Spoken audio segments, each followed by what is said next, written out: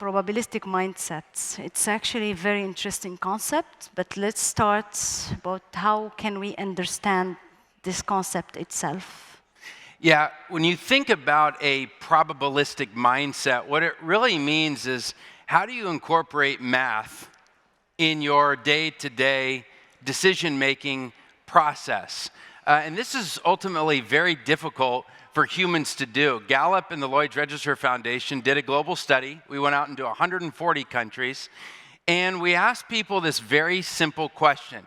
We said, is 10% the same, larger, or smaller than 1 in 10? A few of you are chuckling because you already know the answer. But the answer is that they're the same, and only 40% of humanity got it right. And so for those that are trying to think in terms of, or have a probabilistic mindset, one of the things is we need to have a fundamental grasp of probabilities if we're going to be doing that on a day-to-day basis. And for the large part, humanity just doesn't think that way. But how do we apply it in our daily life or decision-making in our life, in policies, in business? What are Absolutely. So let me give you a very simple example. Let's say that you're going to go and park your car. You don't have much time, and your time is very valuable. You can actually just think of your hourly rate if you divide your hours by your salary. And then you're struggling to find a spot, and so you have a question that you can ask yourself. Should I just park illegally? And the question the way that you answer that question is, how much is the ticket that you would have to pay if somebody were to come around you? Now, let's say, for example, that a ticket is $25 and that you have a 10% chance of getting caught. But to actually pay for parking is $5. Which one do you do? Well, somebody just said ticket. Whoever that was that said that, you have a probabilistic mindset. And so this is the way that we use it in our daily lives. Isn't it just exhausting?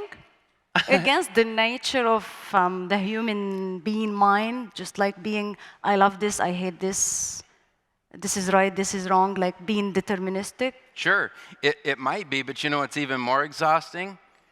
Losing money. And so therein lies the question. I mean, the other thing too is this also applies to your own very daily risk in your life.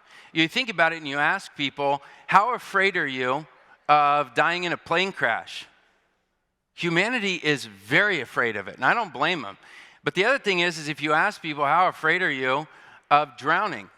Almost no one is. But the reality is that drowning kills almost 400,000 people a year, whereas a plane crash only kills a few hundred. So humanity doesn't associate risk with what actually kills us. And again, how do you implement that? What percent of people around the world know how to swim? It's only 40%. So the investment there would be learn how to swim, because you have a far greater chance of dying from drowning than you do a plane crash. So although this may be exhausting, it actually not only can save you money, it can also save your life. But how to develop it? How do you develop it? That's a great question. Gallup went through and did a test. We did a very large study, because what we wanted to know is what is the future of leadership? What are the demands of the future of leadership? And we found that one of them is critical thinking. If you are going to be a great leader, you need to engage in critical thinking. Number one, that means constantly informing yourself. If you think about Warren Buffett says that he consumes information 80% of his day. The next piece is engaging in math. Again, if we use our basic human instincts, sometimes they don't necessarily tell us the same thing that math does. And that is absolutely critical. And the last piece that I would highly encourage great leaders to do when they're doing critical thinking is listen. Because right now, humanity, for all the strengths that we've been blessed with, we know how to encourage others. We know how to talk. You can see it in the billions of tweets, texts, and Teams messages that we see virtually every day. But what we fail to do is open our ears And there are a number of ways to do this, whether or not it's just sitting with your colleagues or listening at scale through surveys. So when we're thinking of the future of leadership in order to truly enable critical thinking, those are the three elements that we all need to be engaging in. But that leads me, is it effective all the time? Should we apply it in all aspects of our lives? Does it guarantee that it leads to the best decision? No, first of all, and man, that's a fantastic question because no. And I would also say to those that are obsessed with math, we at Gallup are kind of nerds. All we do is math all day long. But you can over-apply math to your life, and you have to be careful about that. For example, let's say somebody flipped a quarter 999 times, and every single time it was heads. On the 1,000th flip, if someone said to you, will it be heads or tails? Now, if you are solely in a probabilistic mindset, the answer is simple. You'll say, well, I can't tell you. It'll be 50-50. But if you are using street smarts, you'll say, it'll be heads. And somebody would say, why? And you go, well, because your coin is rigged. And so again, if you over-apply math, sometimes you'll miss something like somebody messing with your mind in an example like that, which is why, yes, we need to have a probabilistic mindset, but we also can't over-apply math to everything that we do. So what's the best approach? Right now, we need to lean on technology as much as possible. AI is going to be an incredible gift to the world, but only if we use it in the right way. So we know right now that much of the AI that we're using, we log into ChatGPT-3, we use DALL-E 2, and the output that it gives us is usually magical. But on the other hand, it doesn't necessarily mean that it's always right. For example, somebody had put into it, how is a baby born? And it said it takes 9 women in 1 month to produce a child. Well, for most, I mean, it's pretty common sense to know it doesn't take 9 women in a month. It takes 9 months for a woman to have a child. So we need to lean on those things, but also do a gut check in terms of the technologies that enable us to make the right kind of decisions. And I'll give you another just sort of hypothetical on how this can enable our lives.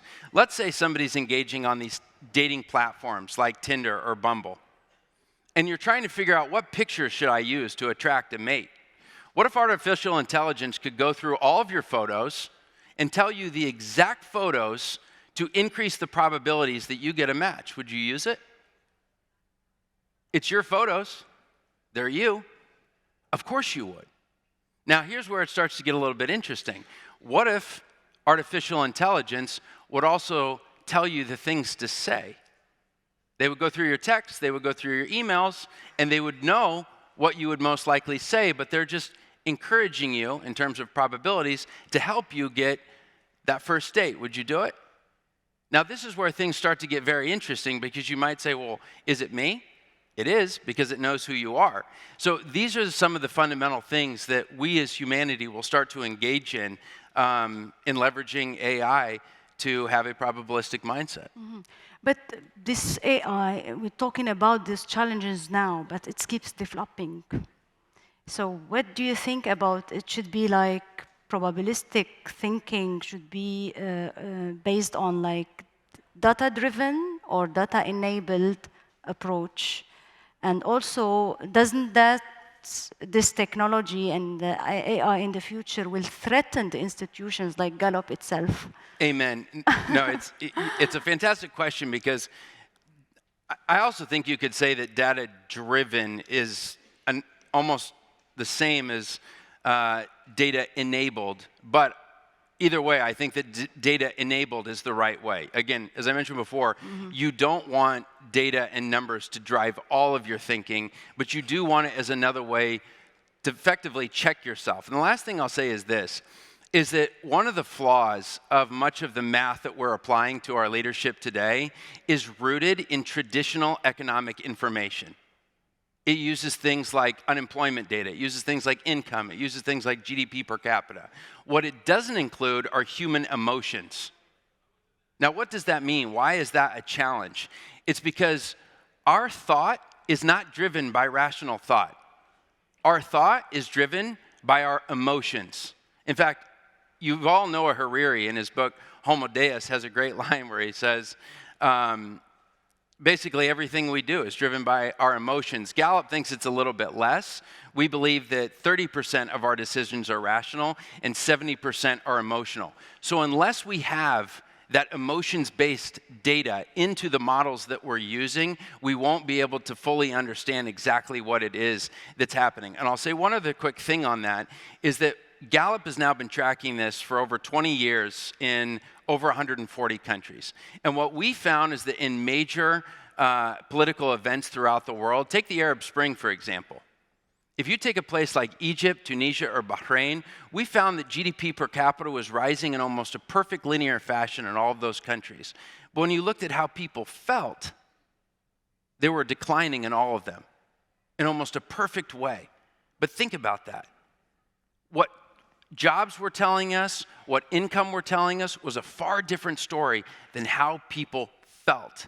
And that's a problem. That's why it's so critical that any of the models that you're using must include traditional economic indicators, but they also must include how people feel. And that's critical. Mm-hmm. So that leads me to the policymakers and politicians in the world. How can they manage to adopt this probabilistic thinking based on technologies, based on institutions, and based on their own mindsets to create or to make the policies in general? Well, I think it's two things. I mean, one, constantly train yourself. You have to. I mean, as I mentioned before, Warren Buffett spends 80% of his day informing himself on virtually others. The second thing is get help.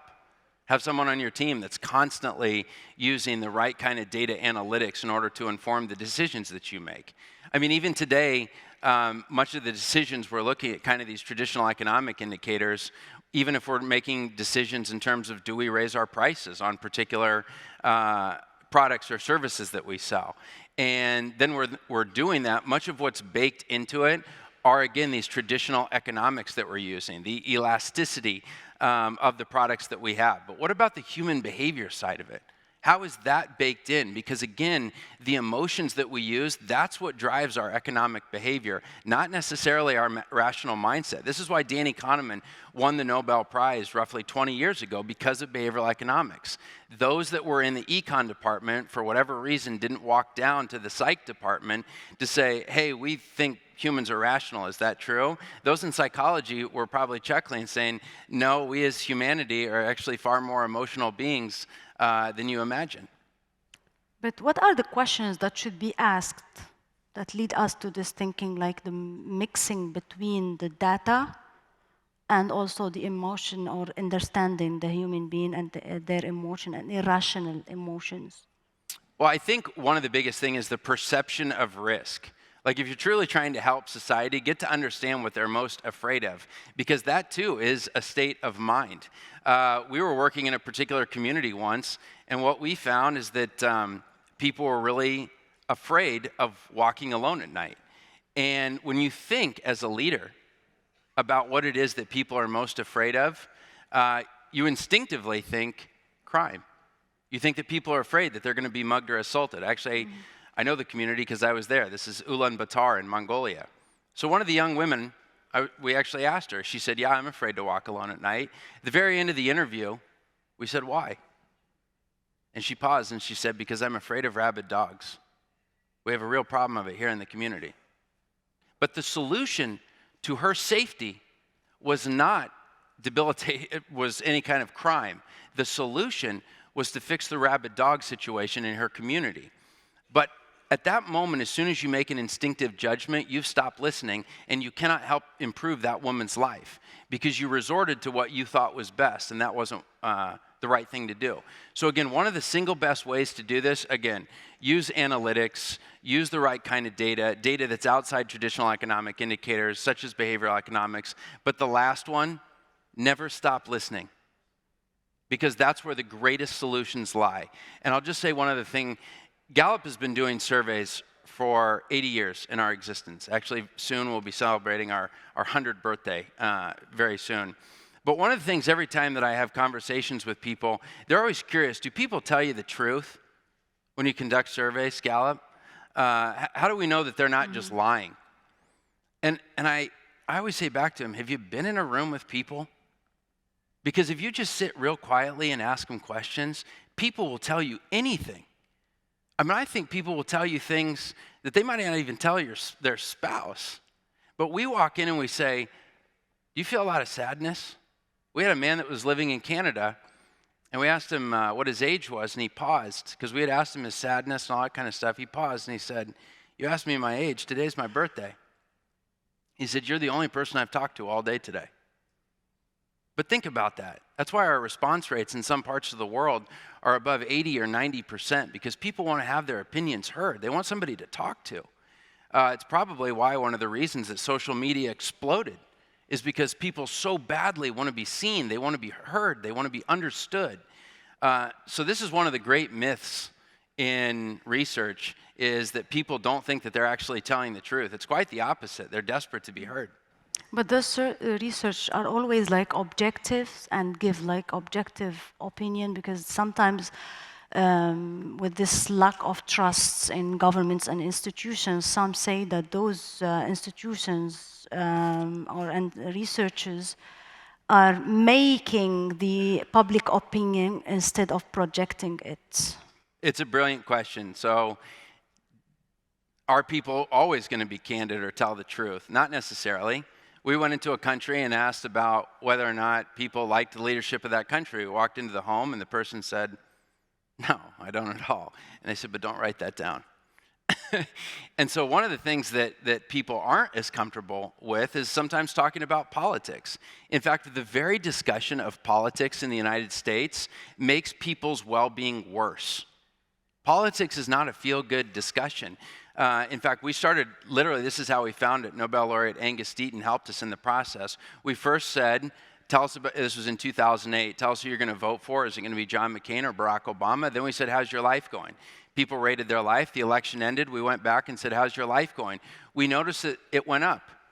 There was an increase because of Obama's election, but the reason it went up is because people stopped talking about politics. There is a toxicity in politics that's not helpful. That said, when you ask people about their own lives, the candor is incredible. If you ask people to rate their lives on a scale of 0 to 10, where 10 is the best imaginable life and 0 is the worst, no one is not telling the truth. If you go to Denmark, Finland, and Sweden, people say that their lives are incredible. They do here, right here in the UAE. If you ask people in the UAE, rate your life on a scale of 0 to 10, they rate their lives among the highest in the world. And if you go to places like the DRC or Haiti, people rate their lives among the worst. I mean, so the truth and the candor is absolutely incredible. Yes. Thank you very much, Mr. Jon Clifton, CEO of Gallup. Thank you. Thank you for having me. It was very Absolutely. interesting.